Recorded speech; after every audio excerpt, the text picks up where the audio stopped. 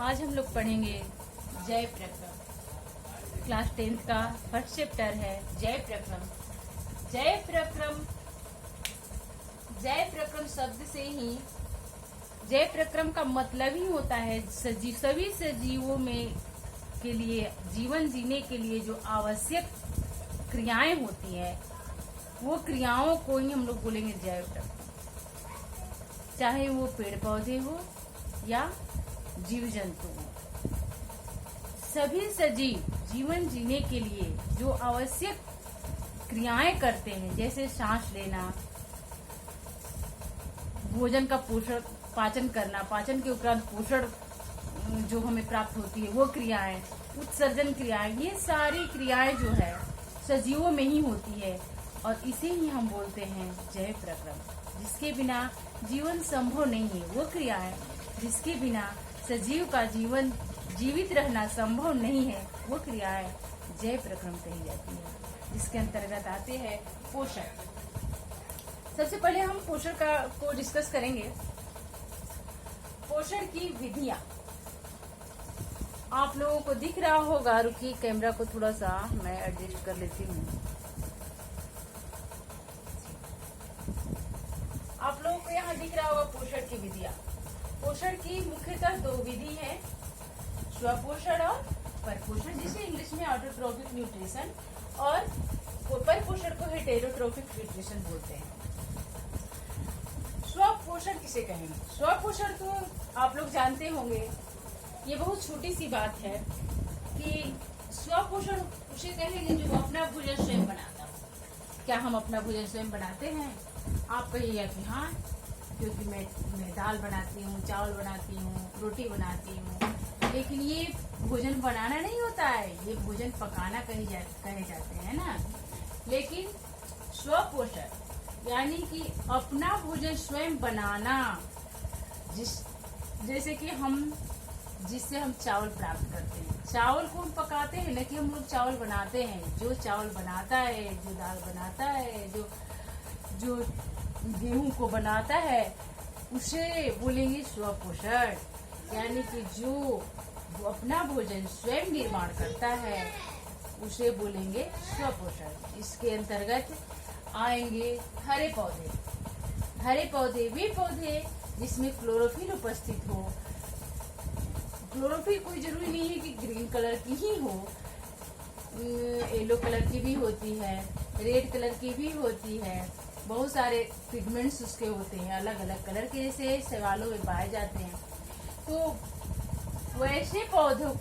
वैसे जीव जो अपना भोजन स्वयं निर्माण करते हैं उसे ऑटोट्रोफिक न्यूट्रिशन के अंतर्गत रखा जाता है, जिसमें पौधे आते हैं। जीव जंतु तो आते नहीं है। जीव जंतु अप्रत्यक्ष रूप से पौधों पर ही निर्भर रहते हैं। आते हैं हम लोग परपोषण पे। परपोषण को इंग्लिश में बोलते हैं हेटेरोट्रोफिक न्यूट्रिशन। परपोषण मुख्यतः 3 प्रकार के होते हैं। मृतजीवी, जिसे हम लोग सेप्रोफोटिक न्यूट्रिशन बोलते हैं। परजीवी पोषण, जिसे हम लोग पैरासिटिक न्यूट्रिशन बोलते हैं। प्राणी संपोषण, जिसे होलोजोटिक न्यूट्रिशन बोलते हैं। यानी मृतजीवी वैसा पोषण जो सड़े गले जीवों पर निर्भर होता है उसे मृतजीवी बोलेंगे। परजीवी पोषण वैसा जीव जो दूसरे पर निर्भर रहता है, दूसरे के बने बनाए भोजन पर निर्भर रहता है, उसे परजीवी पोषण कहते हैं। प्राणी संपोषण में वैसा पोषण आएगा जो भोजन को बना करके निगलने वाला काम करता है, जैसे हम लोग है ना। मनुष्य भी प्राणी संपोषण के अंतर्गत आता है। अब हम लोग पढ़ेंगे पौधों में पोषण कैसे होता है। हम लोग पढ़ेंगे पौधों में पोषण कैसे होता है। आप लोग को दिख रहा होगा, यहाँ नेक्स्ट टॉपिक है पौधों में पोषण। पौधों में पोषण प्रकाश संश्लेषण क्रिया के मुख्य क्रिया है प्रकाश संश्लेषण। प्रकाश संश्लेषण क्रिया के दौरान पौधे अपना भोजन बनाते हैं, खुद बनाते हैं, क्योंकि इसके पत्तियों के अंदर क्लोरोफिल होता है। ये क्लोरोफिल क्या है? पौधों के सेल के अंदर हम लोग 9th में पढ़े हैं पौधों की, जीवों की सेल के बारे में। जीवों की सेल यानी एनिमल सेल और प्लांट सेल में क्या अंतर होता है, ये हम लोग 9th क्लास में पढ़ चुके हैं। जीवो एनिमल सेल्स में क्लोरोफिल उपस्थित नहीं होता है और प्लांट सेल में क्लोरोफिल उपस्थित होता है। अगर एनिमल सेल में भी क्लोरोफिल उपस्थित होता तो हम लोग भी ऑटोट्रोफिक न्यूट्रिशन के अंतर्गत आते। हम लोग सूर्य के प्रकाश में खड़े हो जाते और हमारे जो अभी पिगमेंट्स हैं हमारे त्वचा के अंतर्गत, उसमें अगर क्लोरोफिल होता तो हमारे सूर्य के प्रकाश के दौरान हम लोग भी फोटोसिंथेसिस की क्रिया करके अपना भोजन स्वयं बना लेते और पौधों की तरह हम लोग को भी कहीं अपने भोजन के लिए इधर उधर तलाश नहीं करना पड़ता। लेकिन ये सौभाग्य सिर्फ पौधों के पास प्राप्त है, इसलिए पौधे अपना भोजन स्वयं बनाते हैं। वो कैसे बनाते हैं, आइए अब आप लोग को बताते हैं प्रकाश संश्लेषण क्रिया के दौरान। प्रकाश संश्लेषण क्रिया में होता क्या है? प्रकाश संश्लेषण वैसी क्रिया है जिस क्रिया के दौरान पौधे अपना भोजन का निर्माण करते हैं। पत्तियों में उपस्थित क्लोरोफिल सूर्य के प्रकाश को ग्रहण करता है और H2O जो मिट्टी से अवशोषित होता है पत्तियों में, वो H2O को तोड़ता है हाइड्रोजन और ऑक्सीजन में। सूर्य का प्रकाश का इतना काम है, सूर्य के प्रकाश का बस इतना ही काम है फोटोसिंथेसिस क्रिया में कि हाइड्रोजन और ऑक्सीजन को अलग अलग तोड़ना। बाकी क्रियाओं के लिए सूर्य की प्रकाश की जरूरत नहीं है। अब क्या होता है, जल जो है मिट्टी से अवशोषित होता है पत्तियों में और दोनों मिल करके कार्बन डाइऑक्साइड वायु से आता है। कार्बन डाइऑक्साइड और जल मिल करके सूर्य के प्रकाश की उपस्थिति में क्लोरोफिल सेल पिगमेंट्स के अंदर ग्लूकोज का निर्माण करते हैं और ऑक्सीजन जो है पत्तियों के स्टोमाटा द्वारा वायु से मुक्त हो जाती है। अब आप लोग बोलिएगा स्टोमाटा क्या है? स्टोमाटा जो होता है एक सेम के बीज की तरह,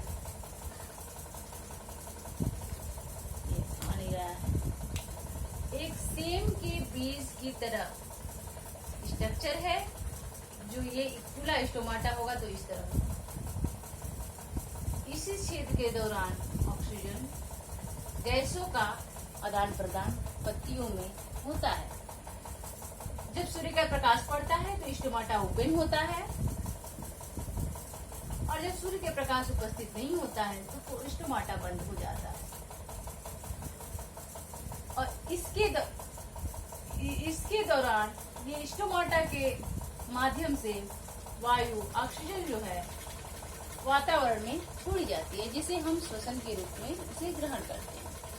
विभिन्न के श्वसन के रूप में पौधे भी ऑक्सीजन ही लेते हैं, लेकिन भोजन के निर्माण के दौरान पौधे जो है ऑक्सीजन वायु में मुक्त करते हैं और वातावरण में उपस्थित कार्बन डाइऑक्साइड ग्रहण करते हैं, जिससे ऑक्सीजन और कार्बन डाइऑक्साइड का संतुलन वातावरण में बना रहता है।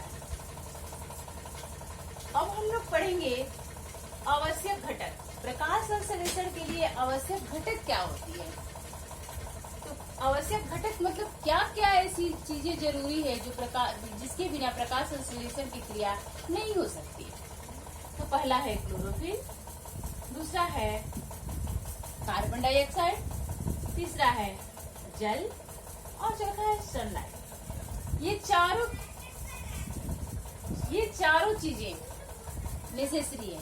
इसमें से एक भी अगर अनुपस्थित हुई तो प्रकाश संश्लेषण की क्रिया संभव नहीं है। आगे हम लोग पढ़ेंगे भाई, अब इसे तो हमें साबित करना होगा, क्योंकि साइंस बिना साबित किए, बिना सिद्ध किए हुए किसी चीज को मानता नहीं है। अगर हम कह दें कि ये जरूरी है, इसके बिना प्रकाश संश्लेषण क्रिया नहीं होगी, तो हमें ऐसे मान लेना नहीं चाहिए। इसे हमें सिद्ध करके दिखाना पड़ेगा कि क्यों जरूरी, कैसे हम मान लेंगे कि क्लोरोफिल के बिना प्रकाश संश्लेषण क्रिया जरूरी नहीं होती है। प्रकाश संश्लेषण क्रिया में क्लोरोफिल का होना अनिवार्य है, हम कैसे मान लें? आइए हम लोग एक प्रयोग के द्वारा इसे समझते हैं। और ये प्रयोग जो है काफी इम्पोर्टेंट है। इससे संबंधित क्वेश्चन अक्सर मैट्रिक एग्जाम में पूछे जाते हैं। अल्टरनेट करके इससे प्रकाश संश्लेषण टॉपिक से अल्टरनेट करके क्वेश्चन आते ही आते हैं। हर एक ईयर मैट्रिक एग्जाम में क्वेश्चन पूछे जाते हैं, या कोई भी कंपटीशन का एग्जाम हो, इससे संबंधित क्वेश्चन एक देता ही है साइंस में। तो आइए हम लोग आज इस चीज को पढ़ते हैं। प्रकाश संश्लेषण में क्लोरोफिल आवश्यक है। हम इसे कैसे सिद्ध करेंगे? पहले एक हम कोलियस का पत्ता लेंगे। कोलियस का ही पत्ता क्यों लेंगे? अब आप पूछिएगा कि कोलियस का ही पत्ता क्यों लेंगे मैम? क्योंकि कोलियस का पत्ता जो है चित्तीदार पत्ता होता है। हम कोई भी चित्तीदार पत्ता ले सकते हैं, जैसे मनी प्लांट वगैरह का भी। उसमें क्या होता है कि कहीं कहीं व्हाइट कलर होता है, कहीं कहीं ग्रीन होता है। तो हम लोग राउंड राउंड करके लिख देंगे, यहाँ ग्रीन, यहाँ लिख देंगे व्हाइट। अब क्या करेंगे, इसे एक वाटर बाथ लेंगे। वाटर बाथ में एक बीकर में एल्कोहल डालकर इसे स्प्रिट लैंप से जला करके इसे उबाल लेंगे। एक मिनट, थोड़ा सा कैमरा हम उबाल लेंगे। उबालने के बाद क्या होगा कि इसमें से जितने भी क्लोरोफिल है वो निकल जाएंगे। निकलने के बाद पेटी डिश में आयोडीन के घोल में इस लीफ को हम डाल देंगे। डालने के बाद आयोडीन जब हम डालेंगे तो क्या होगा कि जहां जहां क्लोरोफिल होगा वहां स्टार्च बना रहेगा। जाहिर सी बात है, क्योंकि हम लोगों ने यहाँ पढ़ा है कि प्रकाश संश्लेषण की क्रिया में क्या बनते हैं, ग्लूकोज बनता है। तो वो जहाँ ग्रीन है वहां पे देखेंगे, आयोडीन डालने के बाद हम देखेंगे कि जहाँ जहाँ ग्रीन था, ग्रीन के लिए हम जहाँ जहाँ लाइन साइन किए हुए थे वहां पर नीला रंग हो गया, वहां पर नीला रंग हो गया। और जहाँ व्हाइट था वहां कोई रंग नहीं, व्हाइट के व्हाइट ही है, वहां कोई रंग नहीं। और जहाँ जहाँ ग्रीन का हम साइन किए थे, चिन्ह लगाए थे, वहां पर नीला हो गया। तो इससे साबित ये होता है कि जहाँ जहाँ ग्रीन था वहां वहां प्रकाश संश्लेषण क्रिया हुई है, तभी तो ग्लूकोज वहां बना है। क्योंकि ग्लूकोज का नेचर है कि जब हम आयोडीन उसमें डालेंगे तो उसका रंग जो है नीला कलर का हो जाता है। तो अब इस प्रयोग से हम ये सिद्ध किए कि प्रकाश संश्लेषण में क्लोरोफिल आवश्यक है। नेक्स्ट बचा कार्बन डाइऑक्साइड। आगे हम लोग पढ़ेंगे, नेक्स्ट दिन अब हम लोग पढ़ेंगे। आप लोग इतना रिवीजन करिएगा, इससे संबंधित क्वेश्चंस जितने भी होंगे बुक्स में बनाइएगा। और नेक्स्ट वीडियो में हम लोग पढ़ेंगे कि प्रकाश संश्लेषण की क्रिया में कार्बन डाइऑक्साइड कैसे आवश्यक होता है। Thank you. आप लोग इस चैनल को सब्सक्राइब कीजिए और बेल आइकन को दबाना न भूलिएगा। धन्यवाद।